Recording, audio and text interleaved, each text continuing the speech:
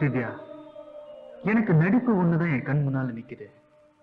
நான் நடிக்க வந்தது என் வாழ்க்கையோட லட்சியம்.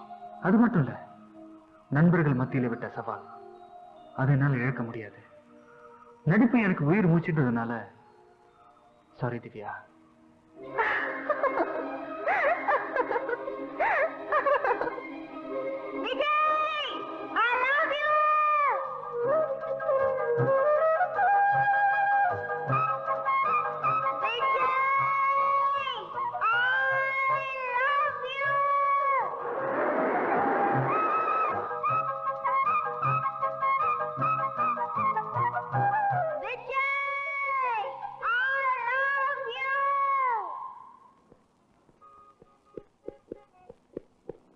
I love you.